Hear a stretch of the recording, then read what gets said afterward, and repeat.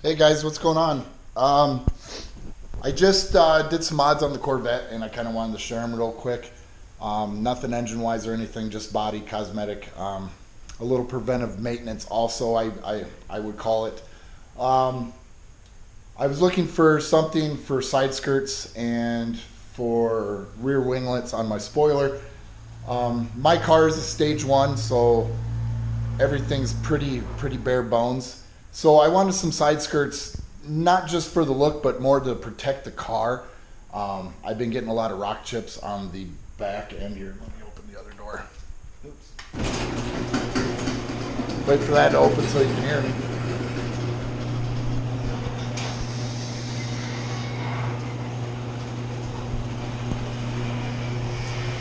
But yeah, right here, I've been getting a lot of rock chips, and I still don't know if this is going to prevent it or not. I did go carbon fiber. I liked the sweep that it had in here. I didn't like the straight one, so I went with one with the sweep on it. The best price I could find was on Corvette mods. I did a lot of research trying to find them. So if you're looking for some skirts, definitely Corvette mods is the place to go. I might end up going with a mud flap here to even get less rock chips on the side.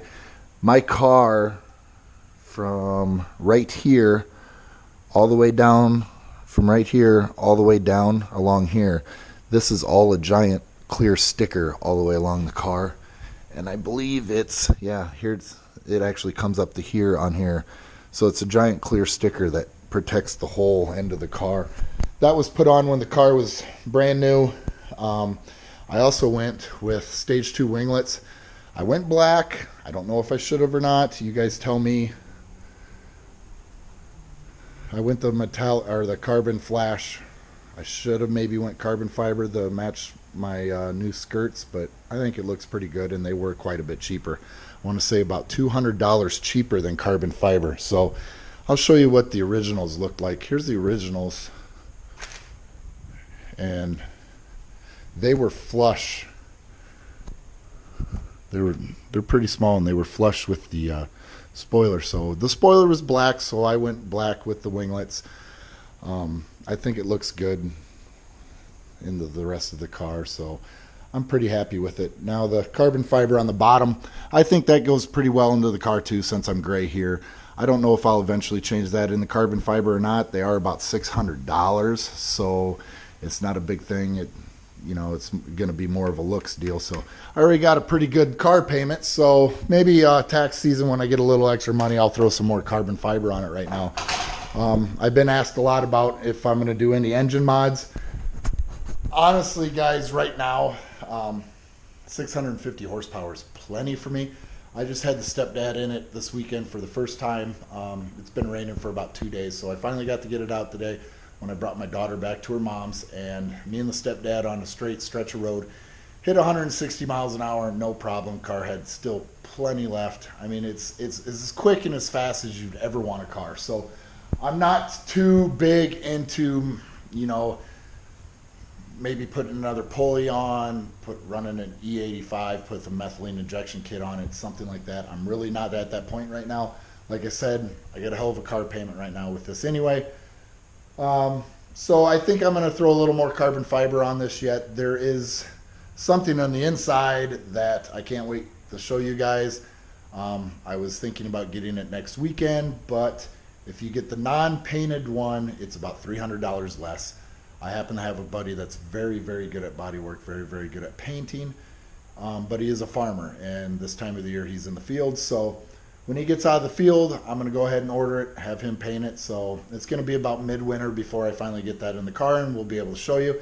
But what it is, it's called a waterfall, and it goes behind your back seat, and it's a white. It'll match the car. Has a little cubby in it. What it does is portray that center console in the back of the seats that's like on a convertible. It dresses the inside up a lot instead of all being black. So can't wait to get that and have that in there and show you guys. But one other thing before I end this video, to put on those side skirts, I've been, I really didn't know how they attach to the car, so I did watch some YouTube on them.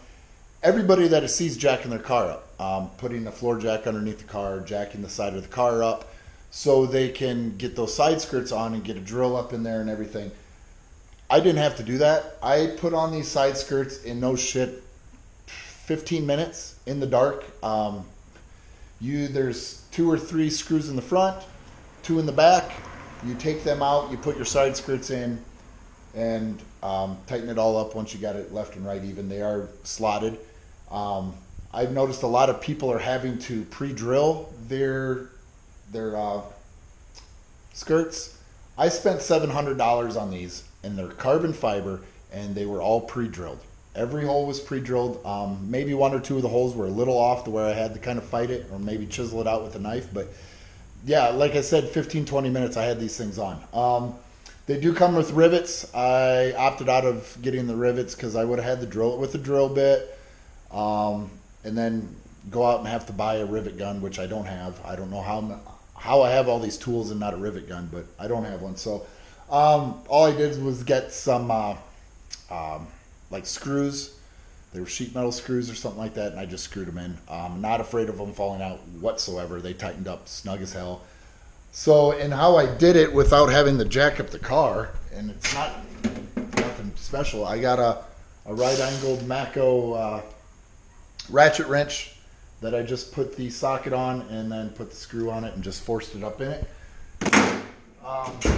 Yes, if you're going to use the big honking drill to have to drill those holes to use the rivets, yeah, you're probably going to have to jack it up just to get the angle. But if you have a right-angled like air drill or a ratchet or an air ratchet or something like that, you're not going to have to jack the car up. So just wanted to show you that real quick.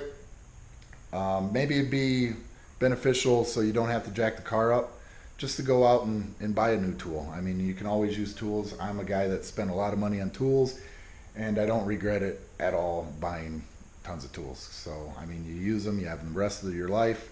So maybe before you jack your car up, maybe order them, run down and find a good tool to be able to put these on before they even get there, and you won't have to jack your car up. So there it is. Again, have a good weekend. Drive safe. Thanks.